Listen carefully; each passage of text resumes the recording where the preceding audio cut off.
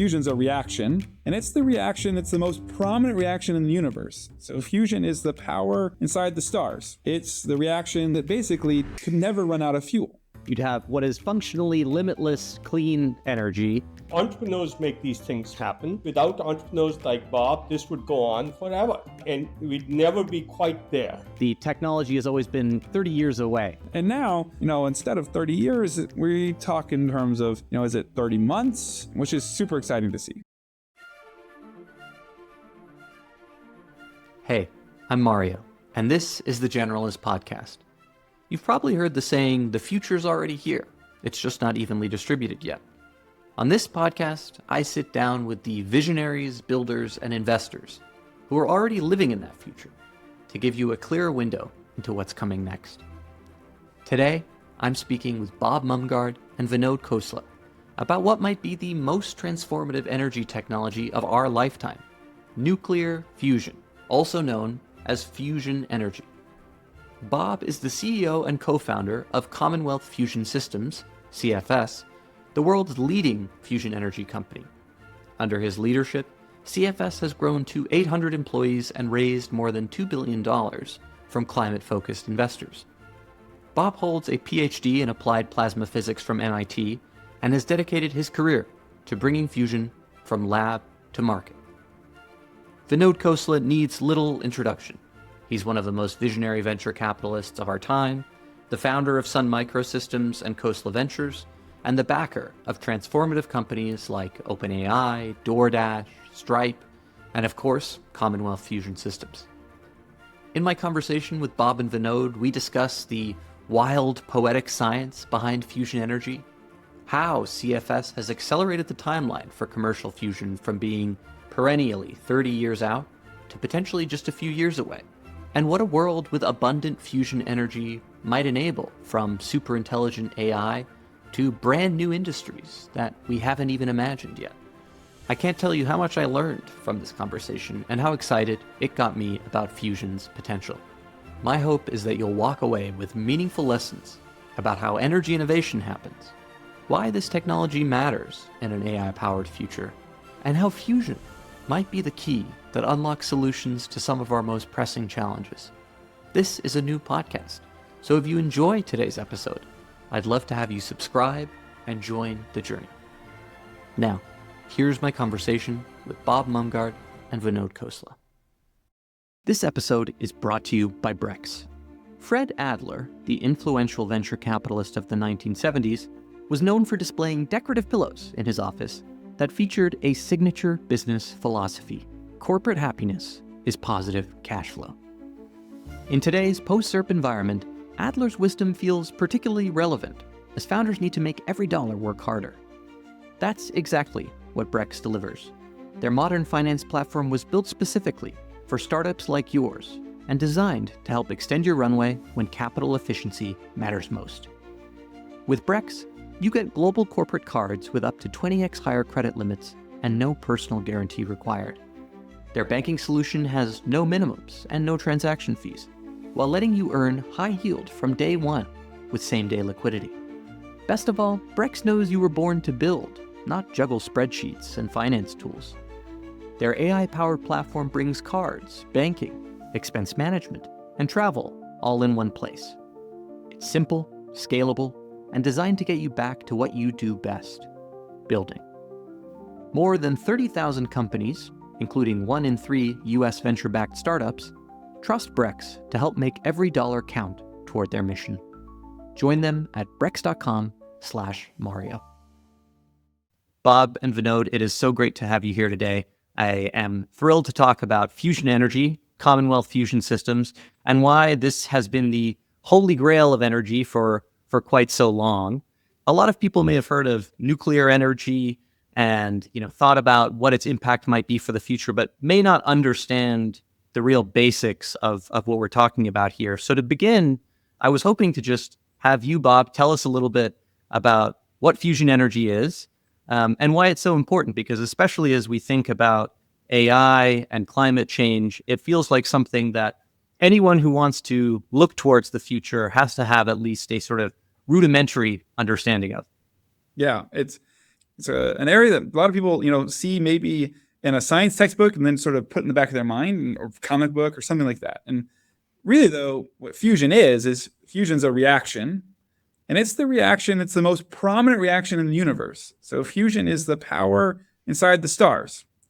It's the reaction that builds up all the atoms. And what that does is it takes the lightest elements and combines them together. And in the process, the result is a little bit less mass than what went in. And E equals mc squared. You get a lot of energy from that. In fact, it's the opposite process of nuclear fission, which is what people today know as nuclear power, in which nuclear power powers a large part of the world's energy needs. But in fusion, it's the other end of the periodic table, building atoms up. And so the sort of reason you'd want to do this is because it's a reaction that basically could never run out of fuel. So the stars don't really run out of fuel. It takes them several billion years to do that. So if you made that work on Earth, you'd have a completely new type of energy source. You'd have what is functionally limitless clean energy. And, the other thing that I thought was interesting in learning a little bit about this, and it's something I've been, really excited to try and educate myself on, is just how different, fusion and fission are, such that, fission can unfortunately have, incidences where it goes very wrong. And one of the things that I was learning about fusion is that, I don't know if fragile is quite the right word, but it is, something that you have to, pay very, very close attention to, such that, a puff of air in the wrong place can stop it from operating in the right way. You can probably explain that much better than I could. You've got the gist of it. So, in traditional nuclear fission, it's a chain reaction. So you put in a large amount of uranium or plutonium, which are things that you can use to make a chain reaction for nefarious purposes. Then you sort of burn it very slowly over time. And the challenge is controlling that, which we can do. But then also, when you want to shut it off, it doesn't necessarily shut off on your timescale. It actually keeps going. And that's how you get a meltdown. And it's also why you have waste that lasts thousands of years. That doesn't mean it's not safe. It just means you have to design that in, and you have to accept that in your society. With fusion, the challenge is that it's the most prevalent element, so it's not a fuel challenge. There's no chain reaction. Instead, it's how do you create the right conditions? It's sort of like brewing the right beer. If you don't get the right conditions, your beer is not going to work right. If you do, you can be magical, right? Well, with fusion, those conditions are really extreme. They're never occur on Earth. You have to go to big lengths to make them occur. You have to build machines to make them occur. It also means that if something's not quite right, it will stop. And as you mentioned, you can actually blow out a fusion machine with a single breath of air. That actually, a breath of air has more particles in it than all the fuel that at any given time is inside a fusion machine. We're going to talk more about some of the, well, to my mind, poetic parts of this machine, including, how a breath of air can, stop it from working. But Vinod, you're someone who has reliably seen the future before the rest of the world has. You've done that throughout your career from the very early days at Sun through to the present moment. You're also very well known for being, one of the first outside investors in OpenAI's for-profit arm. But what is less well known is that the same year that you made that investment in OpenAI, you also, invested in Commonwealth Fusion Systems, CFS. There's now a very clear connection between those two technologies. I'm curious if you could explain a little bit about that connection and if you saw it clearly at the time. Well, I won't claim I had that much foresight. I think both are really, really important. Artificial intelligence is really important, and energy is really, really important. I didn't quite connect how much energy AI would use. I didn't have that foresight, but we are fortunate we are here and we have a source of power to power that AI. Given the energy intensity of AI, that we've seen over the past few years, how has it changed how you think about, Bob's work and CFS? Is this, does this just become even more obvious why this is so critical? Are there other parts that have sort of come to light for you? I would say we absolutely need AI, and we absolutely need fusion, and to independent of each other. I didn't connect the two in 2018 when I invested in both, to be honest. I did think limitless energy was going to open up a lot of possibilities. And that was the important thing. And we needed clean, limitless energy because of climate change, but also because cheap, limitless energy can do a lot of things for humanity. There's a saying in the fusion space, from what I understand, Bob, that the technology has always been 30 years away. And I'm curious, how you as a kid and as a young adult and eventually as an adult decided to spend your life in a field that had that dimension to it, where it always felt just out of reach. Were you the kid reading the Dr. Octopus Spider-Man comics and seeing his fusion machines? Were you dreaming about this from a young age? So actually, I was not. There are people that are bona fide fusion aficionados that start really, really young, like third grade. I was not that. What I am is a history of technology person, and studied how technologies go from laboratory to impact. And almost all those technologies have some element that's like, oh, it's always a long way away, and it will always will be. And that's true if you're a layperson. But if you actually study the history and you look, you can see these things advancing. You can see them advancing and them speeding up, whether that's what large language models have recently done in AI, or whether that's biotech, or whether that's the railroad. It's the same pattern. And fusion, about 10 years ago, started to go through that pattern, that beginning of that pattern. I was in the field for reasons related to energy, and all of a sudden, fusion became more and more relevant as it got faster and faster. And really the last 5 years, it's drastically picked up. And now, instead of 30 years, we talk in terms of, is it 30 months? That sort of type of discussion, which is super exciting to see. So if you hadn't seen sort of these dimensions changing in fusion, maybe you would be doing some other part of the energy stack, it sounds like. Is that right? That's right. Yeah. That, go where the smartest people are going, where the technologies are all overlapping, where the science is firm, and fusion fits that bill. Is there, as you look sort of back on the history of fusion, a specific person from the field that you're like, this person should be better known for their contributions, but has, perhaps been forgotten or isn't as widely known as they should be? Oh, I don't know if I'm in the position to be able to identify that, but I do think that, the impact on the world that fusion will have long term, like when we look back at it, there will be more household names that are right now sort of esoteric inside baseball. Amazing. Vinod, you are someone who tends to take ideas from, scientific research papers. I know that your first company, which was an alternative milk business that you were, trying to get off the ground in India, came from studying sort of the up-to-date research on that technology. Had you read a lot about nuclear fusion before meeting Bob in 2018, 2019? Well, I vividly remember meeting Bob and standing on top of the fusion reactor where they were doing these shots and saying, boy, this has to exist. And Bob had a plan. But, my view is, just to add to Bob's question, entrepreneurs make these things happen. Very much true. It happened in electric cars.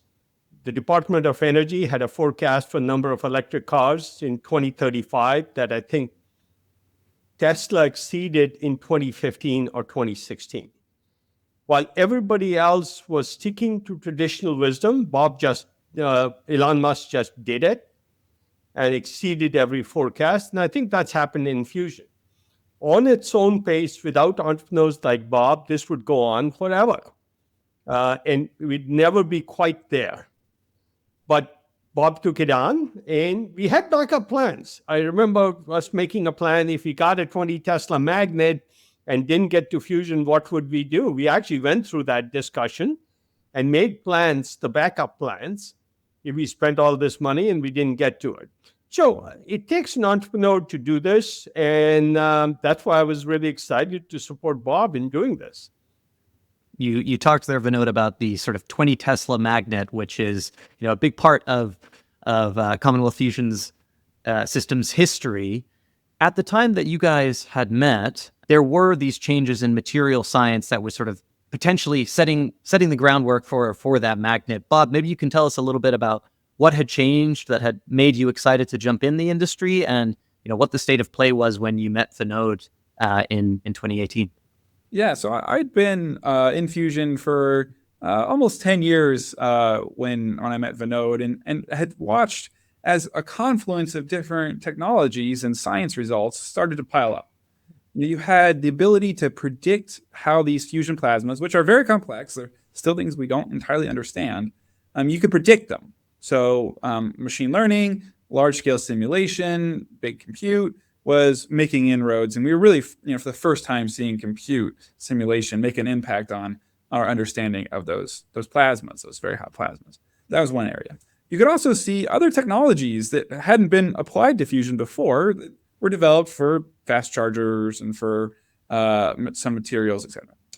But in the fusion that I was working in, and that CFS still works in as a leader in, the predominant way to harness fusion is to use magnetic fields to build a magnetic bottle. So you basically take a tiny bit of fuel and you get it really, really hot, and you keep it hot using a series of magnets. And it turns out the performance of those fusion machines goes like the magnetic field to like the fourth power, super nonlinear. And anytime you see something that is like very nonlinear, think like Moore's law, that's very nonlinear, right? Like that says go and crank it. And we'd cranked the magnets as far as they were ever going to go. And then there was a material science breakthrough that opened the path to even higher field magnets, to double the magnetic field. And so by about 2016, we really understood that that was going to be the thing that pushed fusion over the top. But you needed to go and take this new material and develop an entire technical stack on it of a new type of magnet. And so in 2018, we set out to do that. And there was people that said that was going to take 30 years. We said, we think it'll take 3. We did it in just over 3. And that was a big magnet in 2021 that showed that you could reach these very high magnetic fields, 20 Tesla, like magnet that lives in aircraft carrier level. And because of that higher magnetic field, you said, the magnetic field is important to sort of create the heat necessary. Is it fair, am I correct in saying that more powerful magnet allowed more heat to be created in the reactor? The way to think about fusion is you got to get to these extreme conditions that are very hot. So like 100 million degrees. We're talking like hotter than the center of the sun. So when Vinod, when Vinod was talking about standing on top of a machine at MIT, that machine actually could get to those temperatures. It was the time the hottest thing in the solar system. Yeah, I heard you say that on a different speech, and I literally chuckled out loud and turned to my wife was like, "What are you laughing about?" I was like, I just heard the craziest thing. That's part of the poetry of these machines. Anyway, sorry, go ahead. Very, very hot. But it's not enough to just make it hot. Like, if you have a big furnace in your house, you can make your furnace hot or make your house hot. But if you have all the doors and windows open, it won't stay hot. And so you need to also insulate it very well. And so that way, when you put the heat in, it stays hot. Otherwise, you'll never make more power than it takes to heat it up. And so getting that insulation, that's what the magnetic field does. It bottles up and it makes the field very well insulated. If you think about like your coffee thermos, your coffee thermos keeps your coffee warm most of the day, all day, if you've got a good one. If that could insulate things as well as a fusion power plant insulates it, it would still be warm like years later. That's what we're talking about, like really, really insulating it. And with these magnets, you could see that you could increase the effectiveness by an order of magnitude, which anytime you see anything that you get a factor of 10, like, you got to go try it. Do you ever think, Bob, that you're working on the less ambitious problem, that really you should be applying this technology to keeping our coffees hot? It's a complicated way to keep a coffee hot, but I wouldn't want to drink 100 million degree coffee either. So yes, that's fair enough. Vinod, you mentioned that this progress really happens because of exceptional people who refuse to accept what the status quo is, refused to accept the projections made by, top-down governmental bodies. What was it about Bob when you met him and, the team that he was pulling together that made you think like, this is someone who can break these norms and push us forward on a much faster timeline? I'd say a couple of things. First, this approach to energy was too important to not try. And I have a set of things I think we should try. And I'd rather say try and fail, but don't fail to try. And I think when we started, we didn't know for sure what would get in the way. We had alternative plans for a 20 Tesla magnet.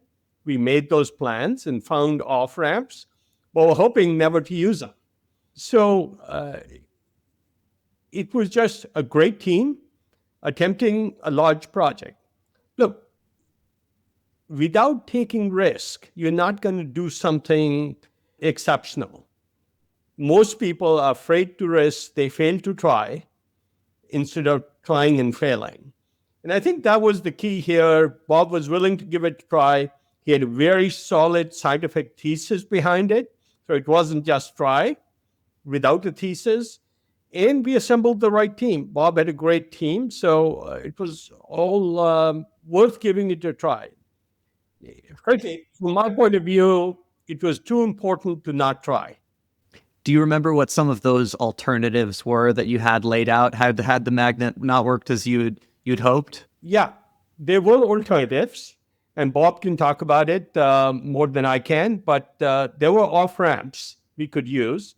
Very high Tesla magnets for windmills, for nuclear medicine, MRI machines potentially. Bob, go ahead and talk about it. Yeah. There was a bunch. And even something like the Caterpillar drive from Hunt for October, right? Like high field magnets can be used for lots of applications. But I think the important part was, how do you manage the risk of a big endeavor at the intersection of science and technology? That, you don't just take no risk, but you don't take risks that you're going to learn something that someone already knew. You need to find the novel ways you were going to fail and try to identify those in advance, sort of pre-mortem of what that's going to look like. And then manage the risk, retire the risk, put the biggest risks earliest, and go build the experiments that are going to teach you about that fast. And so while we built the 20 Tesla magnet, and it was an important day that we turned it on, it works, and now we build them every day. Up until that point, we built a lot of stuff that we, really pushed the limits and broke. And you can't be afraid of that, because that's how you actually advance the cutting edge. A really good experiment has a 50% chance of failure. That's very determinate. So that was the strategy that we brought to that. And that was different than what we'd done under government funding, for instance, where you couldn't really do that. Entrepreneurs do this all the time, but typically not in such hardware intensive physical sciences. So that was novel, and luckily we had Vinod, and we could actually push forward in that strategy. I remember watching with excitement over hours and hours as the needle crept up to 20 Tesla. This was in watching the debut of the magnet? Yes. Amazing. Which we live streamed for the first time we turned it on, which shows you our risk tolerance. Yes, that could have been a tough moment otherwise.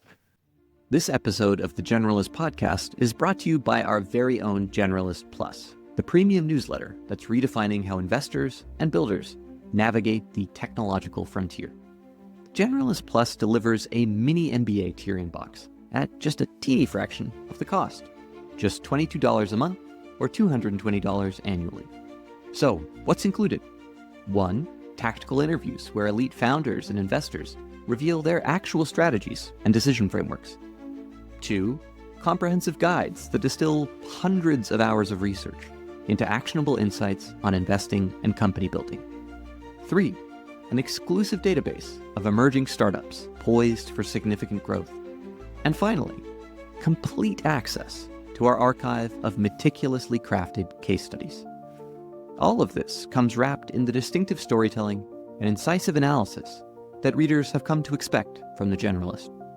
We've designed Generalist Plus to level up your capabilities as an investor and operator through knowledge that matters, delivered with precision and depth. So join a community of strategic thinkers who are gaining an edge in understanding markets, technology, and business fundamentals by visiting thegeneralist.substack.com. That's thegeneralist.substack.com. We've talked a little bit already about some of the sort of just mind-bending parts of this technology. Hottest thing in the solar system. The way that it interacts with a puff of air. You've said before, Bob, that it's not like a star in a bottle. It is a star in a bottle, and it really made me wonder how going through this process has potentially changed your concept of time. Because usually stars are formed over, maybe tens of millions of years, and you are creating a machine to manifest them, I don't know how instantaneous it is, but much faster than that. And so, just curious how you think about that. I'm a scientist, so one of the great things about science is that the rules are the same everywhere, right? And so how you get to that point might be different, but the way that physics works is the way it works all places, all times. And so, for a star, in order to make that reaction happen, to get those temperatures, it uses the physical force of gravity. Well, it takes moving a lot of material into the right spots. That's at the time scale of astronomical. And it's the scale of literally stars. You can't do that on Earth. That's not going to work, right? But you have, because people are clever and science is advanced, that you can use magnetic fields, or you can use electric fields, or you can use the speed to your advantage. Those are all different ways that people do fusion. And even though it's the same physics that's happening inside those machines, you get there at a different pace. And in fact, we had a machine at MIT that could recreate plasma that's like the plasma that is the aurora borealis. And you could study it in the laboratory instead of with a telescope. That's the beauty of science. But then it's a different step to take that and actually say, okay, we understand it, we can predict it, to actually then harness it to make a product.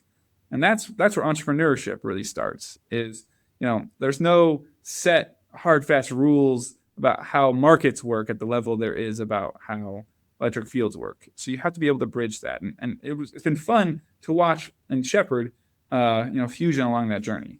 One of the things that struck me about watching some of your previous talks and reading about CFS is how obvious it seemed that you were thinking about scale from day one. Like, it wasn't enough to simply make this technology work. It's important to find a way to roll it out really widely, really quickly, because of this dynamic that you call, competing with a molecule. And so, I would love to hear what that means to you, and what the plan is to sort of make that rollout happen at scale. Most people, they don't understand energy beyond they flip a switch or that they fill up their gas tank, right? They don't understand the scale of it. When you sit down and you look at the numbers, clear-eyed, you realize that energy is one of the largest things that humans do, right? 1 out of every $12 or so goes to energy. You've got tens of millions of people working in energy. That just power plants, electrical power plants, that's tens of thousands of power plants that exist today. The first power plant was at the turn of the century. We've built that entire system up. It's one of the most amazing things that humans have done, is to continually get better and better at energy. Whether that was using domestic animals, crops before that, later, hydropower in mills, to electricity and nuclear power, fossil fuels and what they enable for the world. And so we've gone on this journey. It's the biggest thread that humans have done, really. And to think that we're not done. Just because we have what we have today, it doesn't mean it's the end. It doesn't mean that it's like there's nothing better. The idea that, digging up and burning molecules out of the ground is like the end all be all. No, that cannot be, right? That can't be the lowest cost way to do it. We have all these other technologies. There's all these other physical processes. The universe has already picked its solution, fusion. Let's go grab that and put it on Earth, put it within our grasp. The same way, we domesticated animals. It's the same pattern over again. but now with, all the technologies behind it. But essential that we do it at a meaningful speed given where we are with our climate. And I love what you said, the universe has picked its solution. and so that's obviously a big part of the drive here too. Absolutely. And one of the cool things about fusion is about that speed. That if you think about all the other energy sources that we're used to today, almost all of them, they're all, really kind of hunter-gatherer mode, right? We're going out and we're doing discovery of deposits, and we're mining them, we're capturing those resources, we're moving it around, we're trucking it, we're putting on ships, right? And we're burning it, throwing it into something and burning it. And that is a very consumptive means. And that means in order to scale it, you have to consume more, you have to find more, you have to move more. It's quite a lot of work to do all that. And with fusion, you get a machine that you don't have consumption. The fuel's a rounding error. If you know how to build the machine, you get energy. That's energy as a technology. That means it could scale really fast. The world can learn how to build machines pretty fast. That's much easier to get faster at than, say, discovery of deposits or capturing large distributed things. And so the hope here is that with fusion energy, if it's designed with that in mind from the beginning, you could get into a cycle that looks more like the technologies that we use today and we're accustomed to. Our computers, our cars, our phones, things that were truly, once you knew it worked, you could learn how to build a lot of them. And that would be really good for climate and energy access to have that happen. And really the last area that's truly consumptive, which is energy. Yeah, the world looks very different when that is not a fuel-intensive process and a resource-intensive process, and is just sort of wildly available and unlocks so many new things. Before we sort of dig into that a little bit deeper, the way that Commonwealth CFS actually sort of plans to roll this out, I thought was such a clever strategy, Vinod. I wonder, you've been a part of some incredible startup stories over the years. You've seen some of the best entrepreneurial strategists roll out extremely ambitious ideas, but this idea of sort of partnering with existing power plant operators to make CFS work and sort of make this transition into a fusion world, I thought was really fascinating. I'd be curious how you have thought about it over the years. I would give you the general principle. In fusion, lots of people have done lots of good work for many, many decades, but it takes an entrepreneur to just make it happen. Turn a 30-year ITAR timeline to 3 years. Imagine the impossible. So it's more like what Bob did here was imagine the possible and then try and make it happen, and not be afraid of failing if you did fail at it.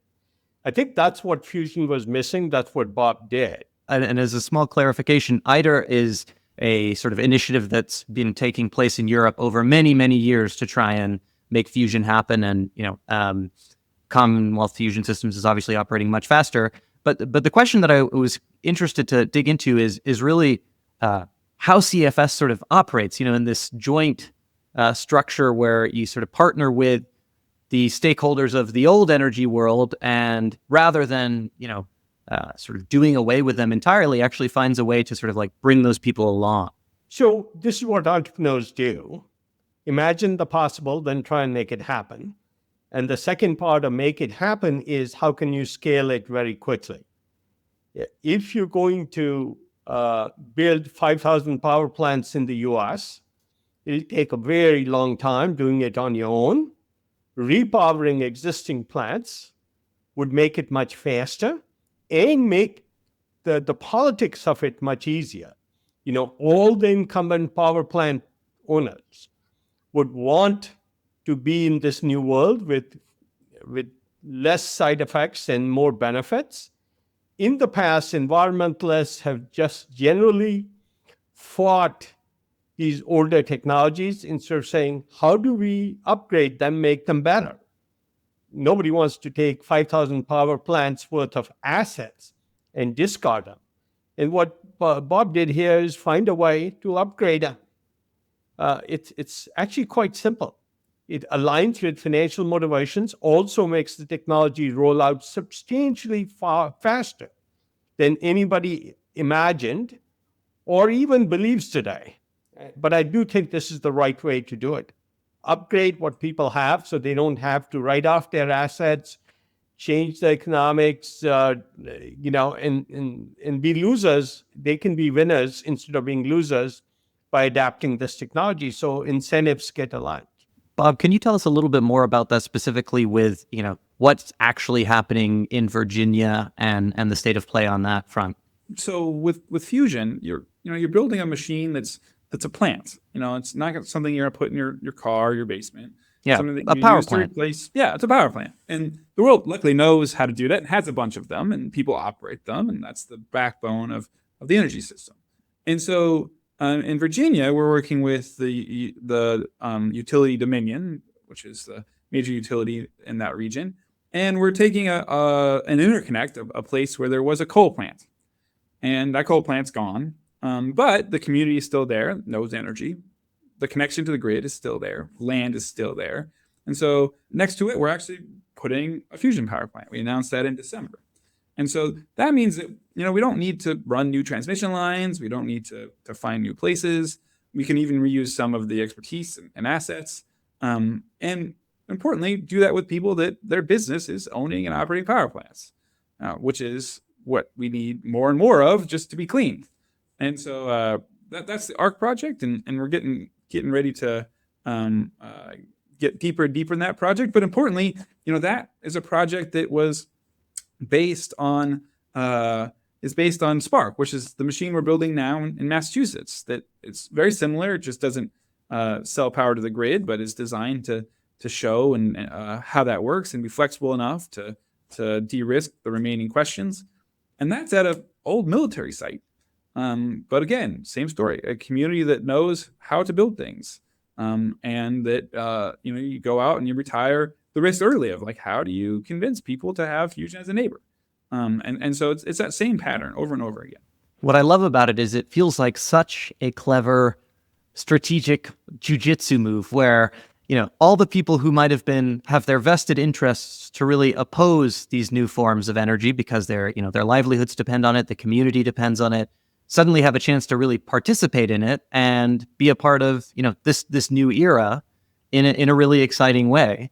You also mentioned SPARC there, just again to help folks wrap their head around how SPARC fits into CFS exactly. What is the part that SPARC plays? How essential is it? Yeah, so the roadmap for CFS has been the same from the beginning, from all the way. This is 2016 when we first met Vinod and started to refine it. And the roadmap is pretty straightforward. Take the science we already know, these machines called tokamaks, magnetic bottles, that are pretty close to the right conditions, but not there yet. Add to them a new technology, a magnet, that is much higher magnetic field, that allows you to re-optimize them to be more commercially deliverable. So smaller, faster, something a company could do as a product. Demonstrate that you can actually do that by building one.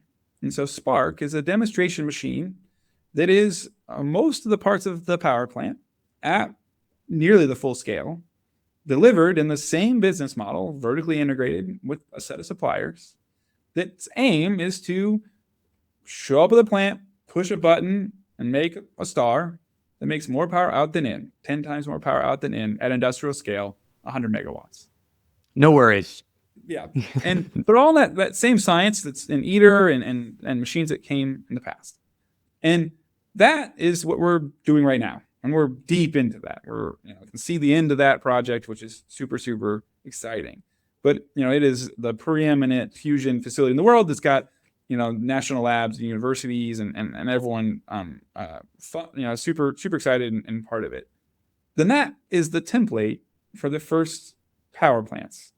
And so that's ARC. The first one will be in Virginia. But if you look at it, it looks the same, except it's bigger, makes more power because it's bigger.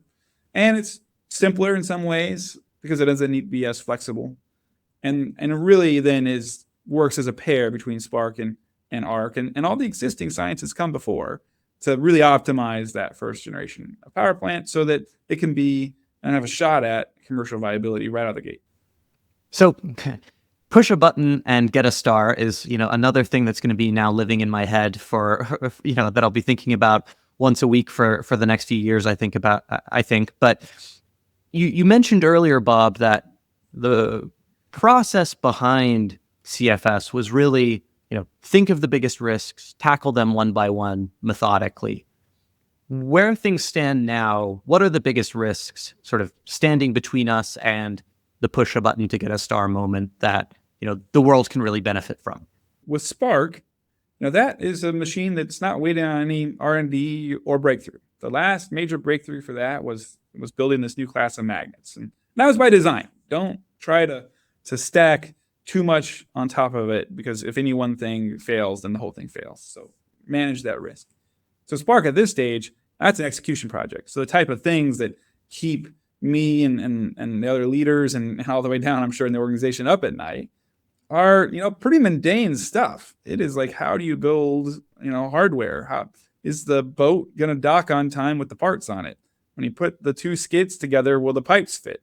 When you fire it all up, did the people that wired it they cross any wires?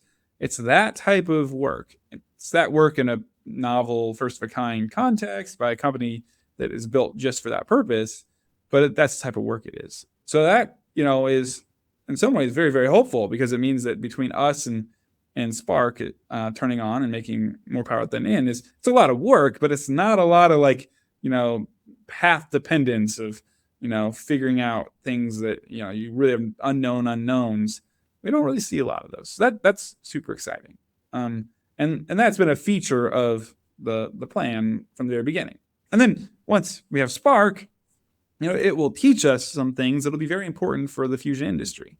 It'll teach us, no one has made a plasma on Earth that really is at, fusion conditions spitting out hundreds of megawatts of power. We got to do that. That's like breaking the sound barrier in some ways, where you've gotten close, you've seen it, you've done the simulations, and now you've got the machine to do it. So now go do it.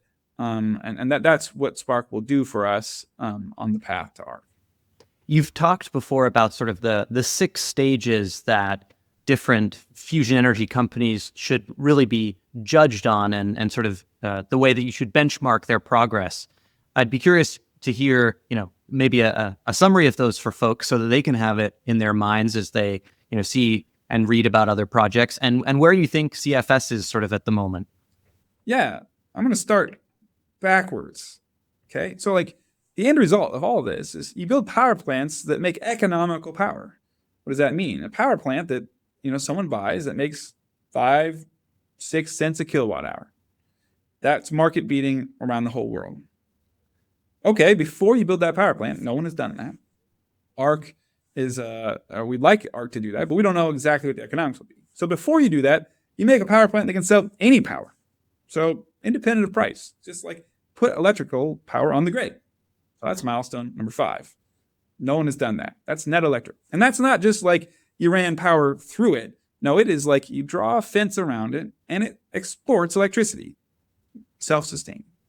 No one's done that. That's ARC.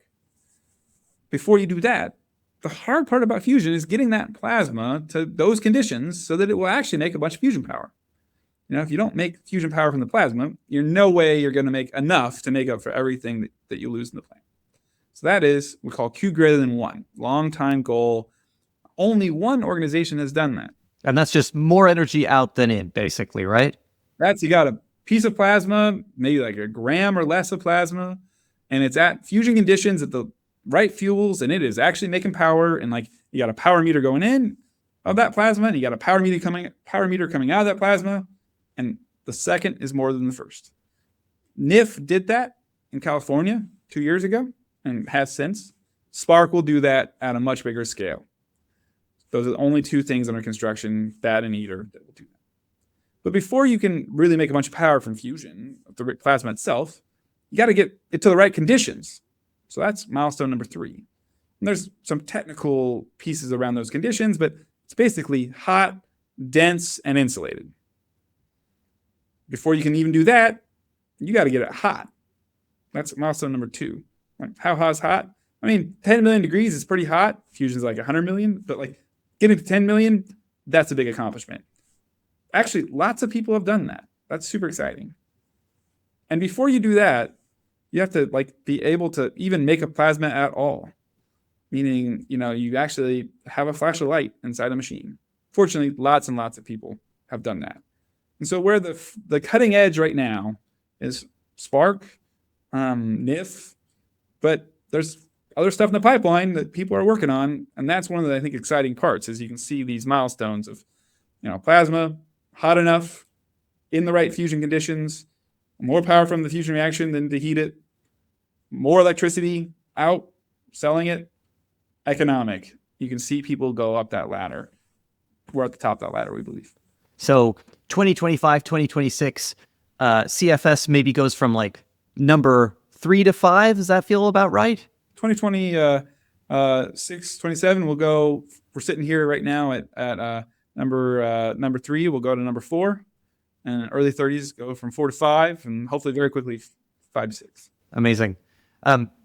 Vinod, as you think about the world when you do get the push a button to make a star moment, what are sort of the second order, third order effects that you think about? In a world where energy is really, essentially too cheap to meter, what are the businesses that suddenly get unlocked? Well, we've been surprised how much energy AI is taking, for one. But there's so many other things as the price of energy declines that are possible. Water is a big issue, but desalination is principally electricity. That's another huge one. Growing crops in the right conditions and indoors maybe, and not destroying the environment with low density crop production. I could go on and on. So much more is possible. And frankly, there'll be things we haven't imagined. When energy is limitless and not gated by things with lots of side effects. Coal has lots of side effects. Natural gas has side effects. There are geopolitical implications of energy. All those go away. Interesting. Do you think there's an emergence of, new geopolitics of energy with a fusion world? And in many ways, it feels like this is a very strategic asset in the same way that AI is becoming a strategic asset. How do you think about, the U.S. leading the way in this field? Well, there will always be geopolitical aspects to any technology. But fundamentally, if every society can have all its energy at very inexpensive prices, I think the world is a better place and there's less conflict. We have a lot of conflict over resources. Some of those, not all, will go away. Okay, final question before I lead us into just the ending philosophical questions. As you look at the fusion energy landscape, I'm curious how both of you, or where both of you maybe see opportunities for other entrepreneurs to build things. What are the sort of complements for CFS that need to exist, or the different approaches that we want to see come to the fore? Maybe Bob, you can start us off with things that you hope new founders are going to chase after. So fusion has some attributes that are nice in the sense that you can reuse existing industry. Talk about the power plants, and we have fabricators that make our stuff that is oil and gas fabricators. There's also a bunch of like fusion widgets that all fusion plants will need. There's simulation tools. There's sort of the picks and shovels of a fusion industry. And we're starting to see people go and attack those entrepreneurially, which I think shows the seriousness of the industry and now it's more nuanced. That comes after a period where everyone thought they had to build, full stack fusion companies. And to go from that to like a more nuanced supply chain and capability set, I think has been very, very good. Same evolution happened, say, in commercial space. Vinod, are there particular areas that you're excited to see innovation around within fusion energy? Well, within fusion energy, almost every part will be innovated behind it. There's multiple scales of power plants that need to be built, from 500 megawatts to 5 gigawatts to 50 kilowatts. So you will see proliferation of these approaches. But I think the most exciting piece will be how electricity is used when it's near limitless. I think we'll see a lot more innovation on that side. A lot of the cost of delivering AI is, in fact, electricity. So that will become scalable at a very large level. I think we don't have the imagination yet to figure all this out, but downstream of fusion power generation, we'll see many more uses. Even how mining and minerals are done may actually change. I can't wait to see all the side effects, the positive side effects of real fusion energy being available. Amazing. Well, I'd love to ask you both just two short sort of wrap-up questions. The first one is, if you had the power to assign a book to everyone on Earth to read and understand, what book would you assign? Richard Dawkins has a book, I don't even remember the full title but it's called Unweaving the Rainbow. It's all, I forget the subtitle, but that's the book I would assign. It's imagination to pursue a lot of things. I love that. What about you, Bob? One of my favorites is the Intel Trinity, which is the history of Intel, which, if you want to talk about a civilization-changing innovation, to trace that all the way back to the Fairchild and the founding of that company, and then all the way through Grove and OKRs to what it is today. Obviously has had some hard times, but you can't discredit the change that they ushered in. Here, we are sitting on computers that were completely unimaginable without that technology. Amazing. Full circle. The historian of technology picks a beautiful technology history book. By the way, the full title of that book is Unweaving the Rainbow, the Appetite for Science, Delusion, and Wonder. Amazing. Final question would be, how do you think historians will describe our era in 50 years' time? Our era right now, the historical context for it, like the closest analogy, I think, is like the 1890s to 1910s, where you had a mixture of a new world emerging, cars, planes, radio. At the same time, you still had people doing subsistence farming, and the Civil War was not that far removed. But change was happening very quickly, and technologies were advancing, some of which were marvelous, some of which were scary. I find that feels like what we're in right now. Just now, we're taking all the things that have happened in software and compute, and they're moving back into the real world and into atoms. Bits and atoms are merging. And that's super exciting. Vinod, how does that sound to you? What would you say? That sounds great. I would add my favorite is when entrepreneurs imagine the possible and then try and make them happen. Whether they succeed or fail, that is where large progress happens. And even from the failures, people learn. But if a small percentage succeed, it changes the world. And this is about doing that. I can't think of a single change in the last 40 years I've been doing around technology and entrepreneurship that was driven by a large company and incumbent conventional wisdom. It doesn't matter what area you look at. And I'm sure there's some areas. Every large change was driven by somebody imagining the possible, trying to make that happen without having any guarantee of success. And I think it's that risk-taking culture that matters. Well, I've been very grateful to spend time with two people imagining what's possible just now. So thank you, Bob and Vinod, for joining me and sharing so much about fusion energy. Thank you. That's it. Thank you for listening to this episode of the Generalist Podcast. Please subscribe on Apple Podcasts, Spotify, or your preferred podcast app. Ratings and reviews help others discover these discussions, so if you enjoyed the conversation, I'd be grateful if you could take a moment to leave one. For all past episodes and more, visit us at thegeneralist.substack.com. See you next time as we continue to explore the future.